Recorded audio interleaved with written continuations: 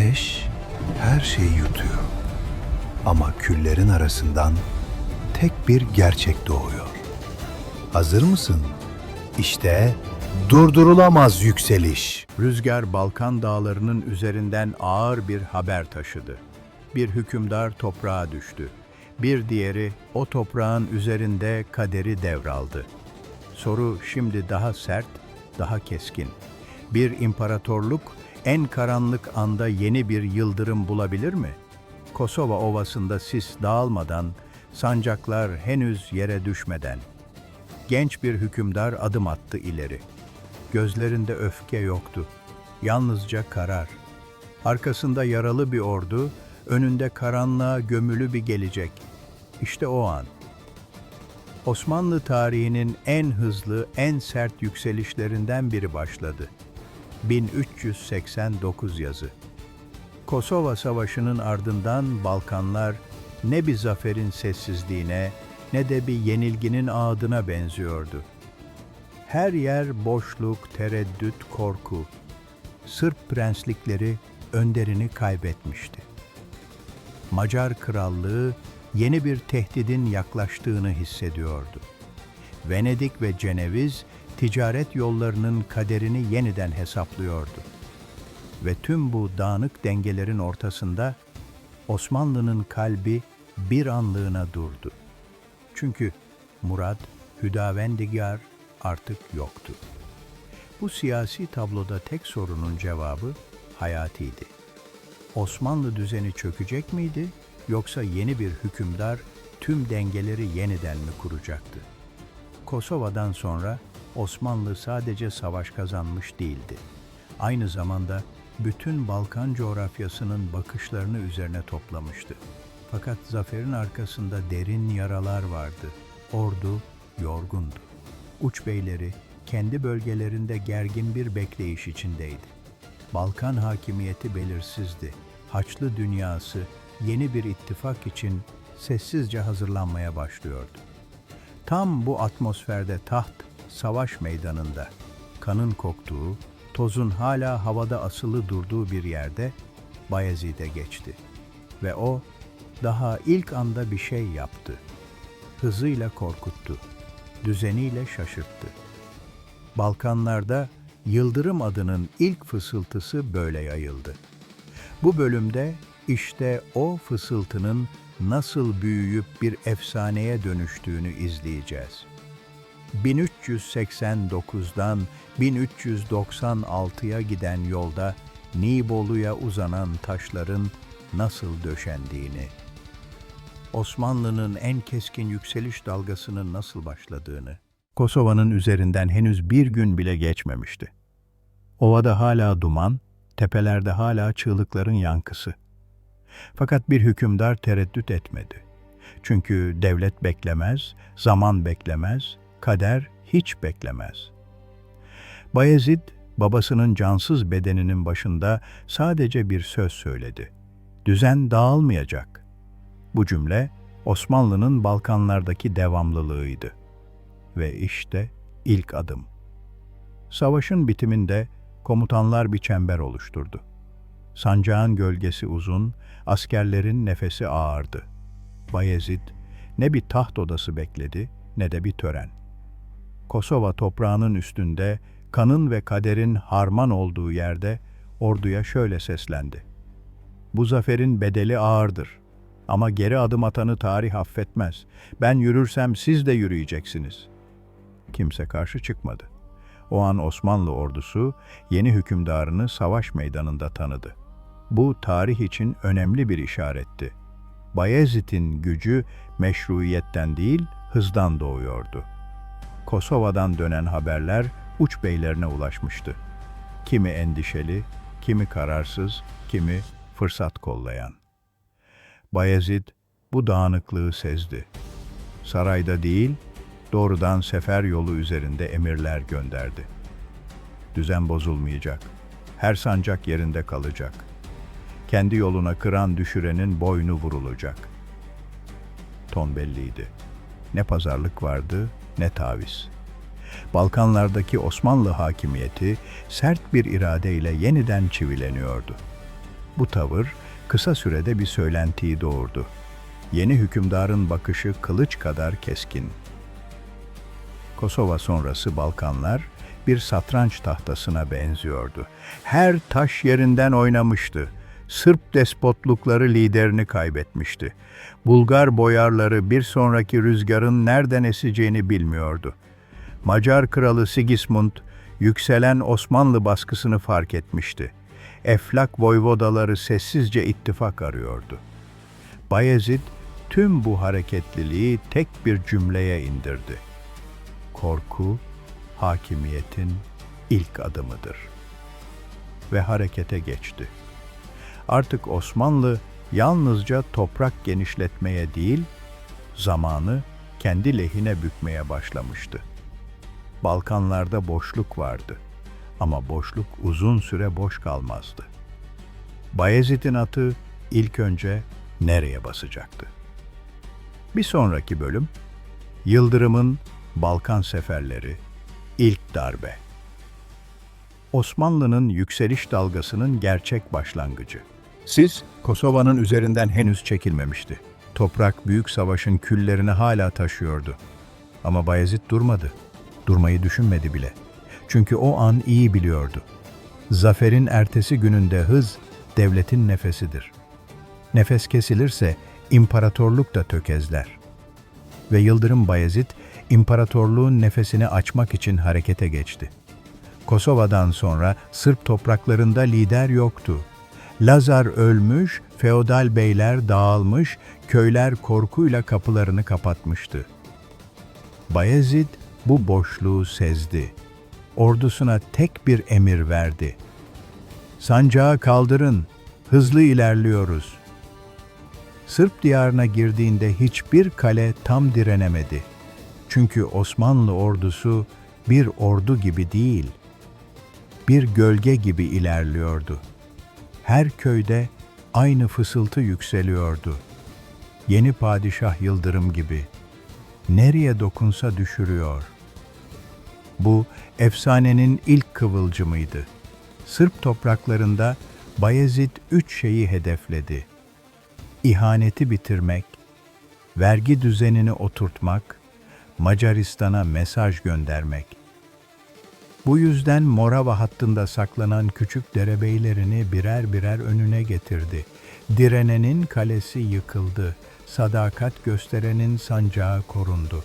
Balkanlar şunu anlamıştı: bu padişah sabırlı değil, hızlıydı. Hızlı olan da tehlikeliydi. Sırp yönetimi parçalanmıştı fakat Lazar'ın ailesi hala bölge üzerinde bir otorite sembolüydü. Bayezid bunu gördü. Ve tarihte çok tartışılan ama o dönem için büyük bir stratejik hamle yaptı. Oliveira Despina ile siyasi evlilik. Bu evlilik Balkanlarda 3 büyük sonuç doğurdu. Sırpların bir kısmı Osmanlı yanına çekildi. Feodal saldırılar durdu. Macaristan'ın bölgeye nüfuz etmesi zorlaştı. Bir evlilik. Ama arkasında koca bir Balkan satrancı vardı. Her ilerleyişin ardından geriye tek bir şey kalıyordu: sessizlik. Bayezid'in atlıları bir vadiden geçtiğinde, köyler kapılarını kapatıyor, şövalyeler kaçıyor, bazı beyler gece yarısı anlaşma istiyordu. Çünkü Osmanlı artık bir güç değil, bir yaklaşan fırtınaydı ve Balkanlar şunu kendi aralarında fısıldıyordu: bu padişah ile savaşılacaksa birlik şart. İşte Haçlı dünyasında yeni bir ateş böyle harlanmaya başladı. Budin sarayına bir haberci vardığında kral sessizce dinledi. Haber kısa ama kesiciydi. Yeni padişah Murat'tan daha hızlı. Sigismund'un yüzü gerildi. Çünkü hızlı padişah, hızlı fetih. Hızlı fetih ise Avrupa kapılarında erken bir tehdit demekti.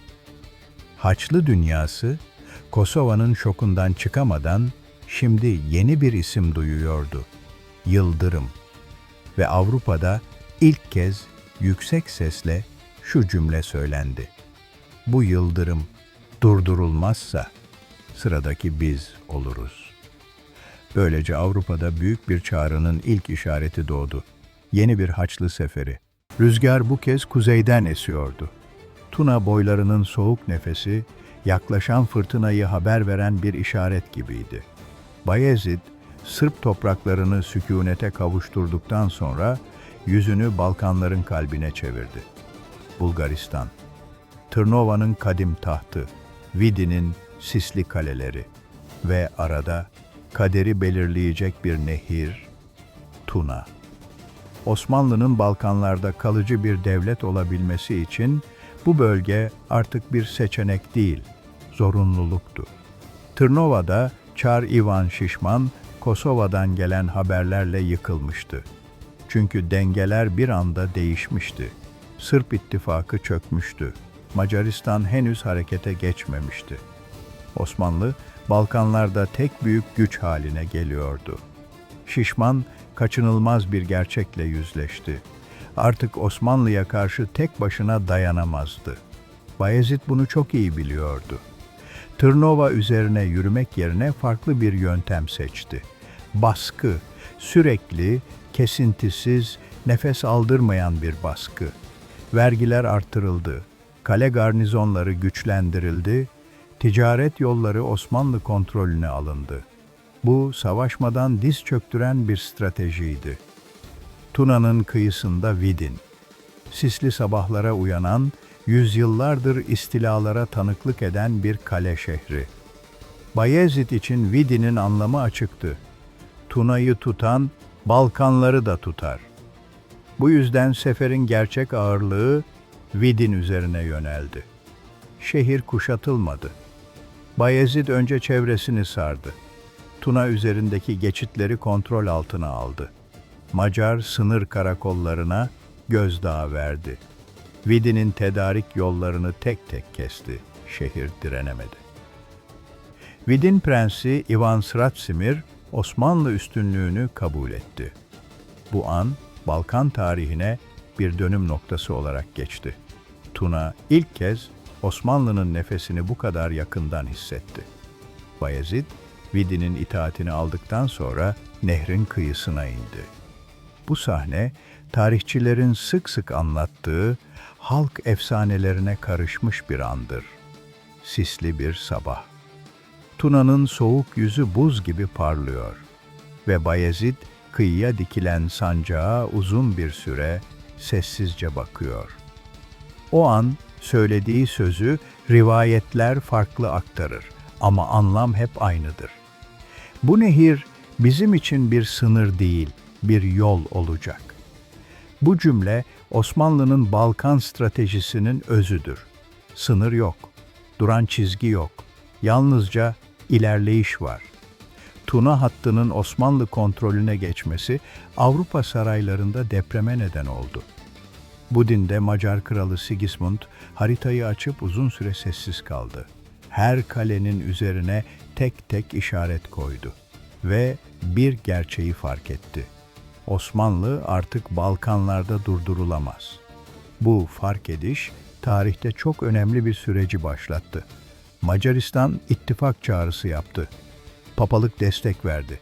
Fransa'dan şövalyeler hazırlık mesajı gönderdi. Venedik ve Ceneviz istihbarat toplamaya başladı. Tuna'nın kıyısında Osmanlı sancağı dalgalanırken Avrupa'nın en güçlü devletleri aynı cümleyi kuruyordu. Yıldırım Bayezid üzerine büyük bir Haçlı ordusu kurulmalı. Ve işte böyle başladı Nibolu'ya giden yol. Tuna kıyılarında Osmanlı sancakları dalgalanırken Avrupa saraylarına ağır bir sessizlik çöktü. O sessizlik yaklaşan fırtınanın habercisiydi. Kosova'nın acısı tazeydi. Vidin'in itaat haberi daha yeni ulaşmıştı ve şimdi herkes aynı soruyu soruyordu. Bu yıldırım durdurulamazsa sıradaki kim olacak? Cevap, Macar kralı Sigismund'un omuzlarına çökmüş ağır bir yük gibiydi. Budin'de büyük salon, duvarlarda titreyen mum alevleri. Harita masasında Tuna Nehri kırmızı mürekkeple yeniden çizilmiş. Sigismund uzun süre konuşmadı. Danışmanları, boyar elçileri, şövalyeler, hepsi onun bakışındaki kararlılığı bekliyordu. Sonunda kral kalemi haritanın ortasına bıraktı ve sert bir cümle söyledi. Bu yalnızca bir Osmanlı değil, bu bir yıldırım. Bu cümle Avrupa için bir alarm ziliydi. Roma'da papalık divanı toplandığında manzara açıktı. Balkanlar çökmek üzere, Venedik ticareti. Kaygılı Macaristan yardım bekliyor. Balkan prenslikleri bir bir Osmanlı'ya bağlanıyor papalık, uzun süredir ertelediği kararı nihayet masaya koydu. Yeni bir Haçlı seferi kaçınılmazdır. Bu kararın ardından Avrupa şehirlerinde kilise çanları çalmaya başladı. Bu çanlar bir davet değildi, bir savaş çağrısıydı. Fransa'da Burgonya düklerinin salonlarında bir başka hareketlilik vardı. Kürklü pelerinler, ağır zırhlar, uzun mızraklar. Şövalyeler bir araya geliyor, tek bir amaç için hazırlanıyordu. Şan, gurur, intikam. Burgonya dükü şövalyelere seslendi. Doğuda bir hükümdar var. Hızlı vuruyor, sert ilerliyor. Eğer Avrupa'nın onuru varsa bu sefere katılacak. Böylece Fransa'dan yola çıkacak zırhlı birlikler hazırlandı. Avrupa'nın en ağır süvarileri, en gururlu orduları. Tuna'daki sancakları sökmek için deniz cumhuriyetleri ilk başta temkinliydi. Çünkü Osmanlı ile ticaretleri vardı. Ama bir şey dikkatlerini çekti. Tuna'dan gelen Osmanlı baskısını durduracak kimse kalmamıştı. Venedik limanlarında fısıltılar başladı. Eğer Yıldırım Tuna'yı aşarsa sıra Adriyatik'e gelir. Ceneviz elçileri ise Macar sarayıyla gizli görüşmeler yürüttü. Amaçları açıktı.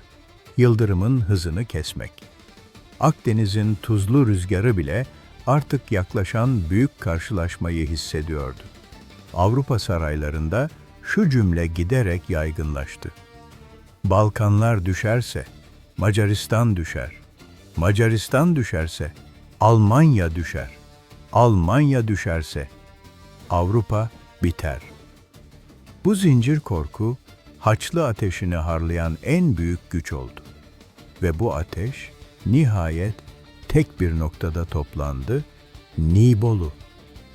Ama o gün gelene kadar Avrupa'nın yapması gereken çok şey vardı. Ordular toplanacak, donanmalar hazırlanacak, şövalyeler bir araya getirilecekti. Ve bütün bunların karşısında tek bir kişi duracaktı. Yıldırım Bayezid. Tuna'nın kıyısında dalgalanan o sancak, Balkanların taşlarına sinen korku, Avrupa saraylarında çalan çanlar, Kosova'nın ardından başlayan bu büyük yürüyüş artık geri dönülmez bir yola girmiştir. Sırp diyarında kurulan düzen, Bulgar tahtlarında yaşanan kırılmalar, Vidi'nin sessiz teslimiyeti ve Avrupa'da giderek büyüyen Haçlı ateşi. Hepsi tek bir ismin gölgesini taşır. Yıldırım Bayezid.